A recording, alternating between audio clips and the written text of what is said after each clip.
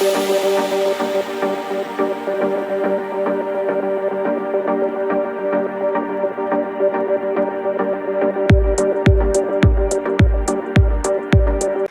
as promised, it's Sunday night, 6:30. I said I'd give you some Q&As. No match this weekend, so I can't show you any live footage, but I brought Dad along to a local venue to Sheffield, which is Clearwater Lakes, a little favourite of ours. No matter what the wind direction, I can always get Dad somewhere comfortable here with a wind where it's, you know, it's not going to affect his fishing. It's off his back today down there. We're fishing just a bit further down. I've caught loads. It's been a brilliant little session. To be fair, Dad's not caught, and some of the people to my left haven't caught, but I fished a little method feeder. I'll show you a bit of footage from it. Anyway, up to now I've had 13 skimmers, I've had a nice hide, and I've had a carp as well. The fish are there, they're not moving much, but it's still winter. Just fishing with our new dumbbell juice wafters. I've only got 8 mils with me, so I'm actually cutting them in half and just putting them on a little bayonet. I'll show you a little clip in a minute. And just capping a really shallow method feeder off, so I'm not feeding too many, so it's just like too many micro pellets, so it's just like a little dinner plate. So yeah, I'll put a couple of clips in for that. So anyway, I've had a few questions again this week. So first question was, what happens when you have to unclip when you hook a big fish? It's really quite simple. When I decide on what range I'm going to fish, I just get off my box, I go to the sticks and measure out exactly what that range is. After I've unclipped, if I've hooked a big fish, I landed the fish, or if I want to go back to that exact same distance again, I get off my box, I go back to the sticks, put the feeder around one of the sticks, and then simply wrap the line around the sticks. In the case of the matrix sticks, the distance between them is 3 meters. You can clip up at the exact same range again.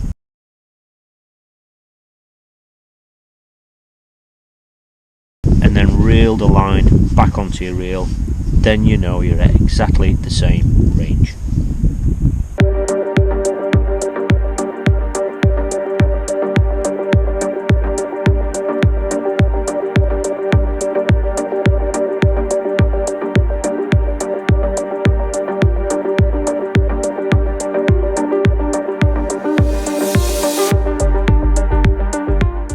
this wasn't a question, but it's something that I saw on Facebook and it kind of annoyed me a little bit. Somebody said that I'm a bit of a name dropper, and it really annoyed me, because why would I drop anybody's name out just to, what, better myself or prove that I know them? It just, the reason why I mention anglers is because I want to give them credit for the things that they've taught me, what they've told me, and hopefully there are people out there that are saying, oh yeah, I learnt this off one of Jamie's videos, but he learnt it off so-and-so.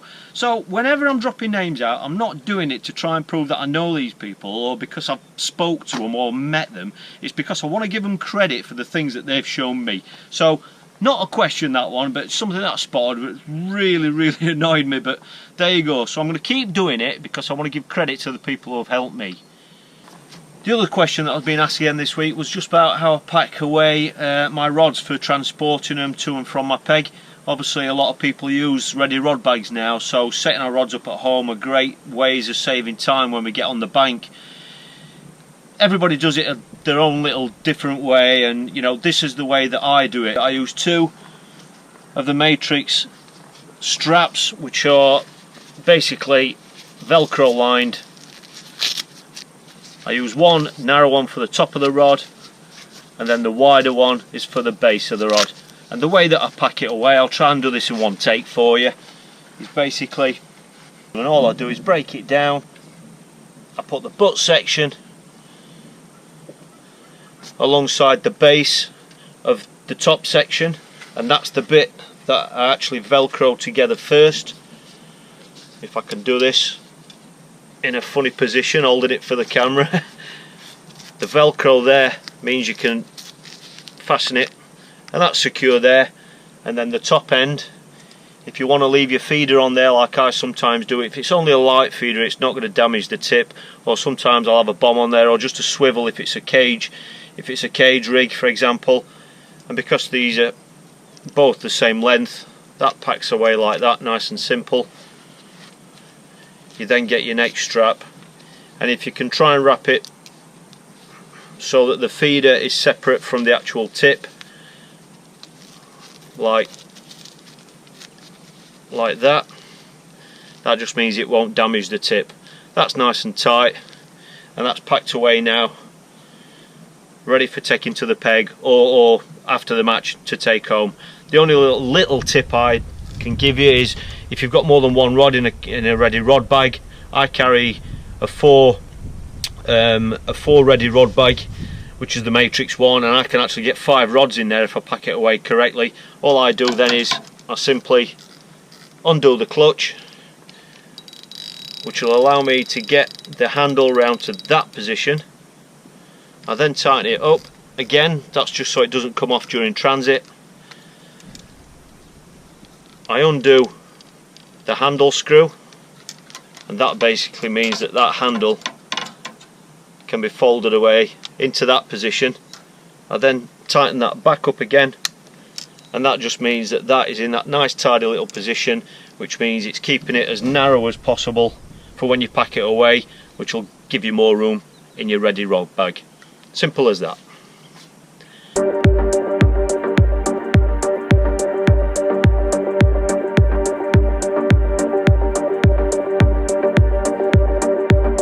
Well, as all your subscribers will have seen over the last few weeks, we've fished in some pretty horrendous conditions, and one of the questions I've been asked this week is, do I ever use an umbrella?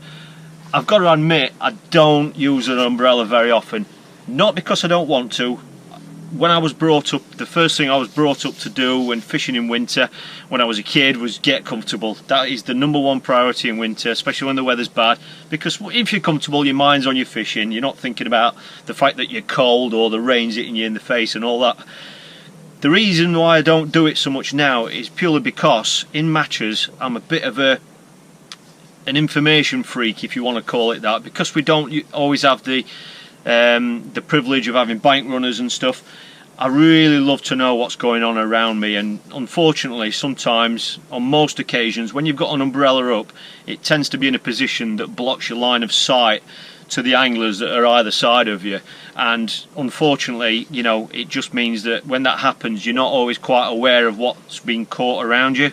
So I tend to, I mean, I'm used to fishing in all sorts of conditions now without an umbrella, so I've become a little bit hardened to it, and it's just, I'd rather be a little bit uncomfortable but have as much information as possible, as opposed to being really comfortable and not quite being full aware of what's happening around me. It's just, I suppose it's that hunger to to do well in matches and stuff, and sometimes you've got to make little sacrifices like that to try and gain an edge and just have as much information about what's happening around you in matches. It's a massive thing for me, and I know it's a big deal for a lot of the top anglers, because you can only make decisions during a match based on the information that you've got. So the more information you've got, hopefully and generally, the better the decision making process will be. So that's the reason.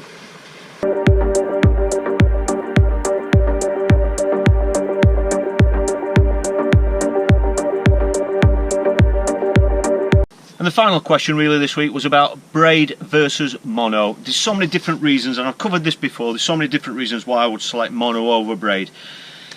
I can't tell you what's best for what scenario, but what I can say is the reason why I select one over the other.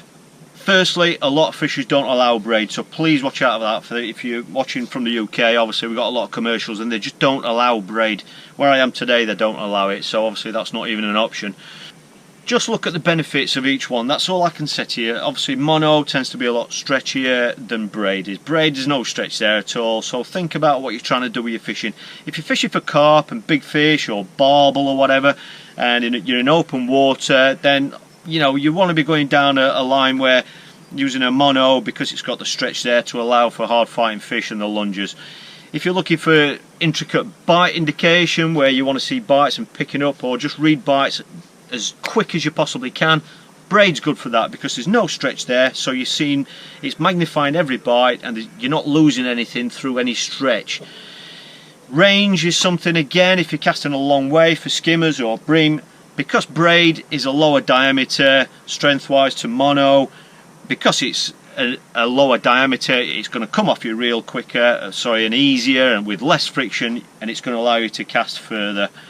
And if you're fishing at close range, if you're fishing for big fish, or not necessarily hard fighting fish, but heavy bonus fish like bigger bream or carp, obviously, you don't really want to be using a braid. Like I say, when I say short range, I'm saying up to about, I don't know, 20 meters or so. If you're fishing closer than that, I like to fish with mono. On a lot of fisheries, especially UK fisheries and on natural fisheries, you'll find that a shorter line can often be the line where you're going to catch bigger fish, and obviously you're going to be picking up on bites. Because there's not much line or braid in between yourself and the fish, everything's much more direct, and it's easy to bump off bigger fish because there's just no stretch there whatsoever. So, you know, up to ranges of about 20 meters, unless I'm fishing for really small fish, I would definitely go down the mono route. So it's just really about recognizing the qualities of both braid and mono and thinking about what you're trying to do on that particular day, what fish you're targeting, and what kind of range you're going to be fishing, and just with all that, it should help you to make an educated decision about what is going to be best on that day. So that's it really. It's Sunday night, we're back to work tomorrow morning. No matches this weekend, like I say, so no footage from that, but there's plenty of footage coming up. Busy week from next weekend. So yeah, this will probably be the last upload until Thursday, so Thursday night vlog will be going on. I'm out doing a feature on Thursday, and so there won't be any footage from that. That'll be in the following week. But so yeah, Thursday night the vlog will be going up 6:30 as normal. Subscribers have gone up again this week, so massive thank you to everybody for that, and thanks for all the great comments. So please keep the question and answers coming. There'll be loads of match footage coming up next week. I think I've got 5 matches on the trot next week, so there'll be loads of match footage coming up. So please, if you're not already subscribed, just click subscribe below. It's free, and you'll just get regular updates about all the uploads that are coming. The channel's building all the time, and I'm going to be doing more uploads during the week as well, so just by clicking subscribe will just keep you in the loop with all that anyway. So, and that's it. So I'll see you Thursday night. Thanks again for watching.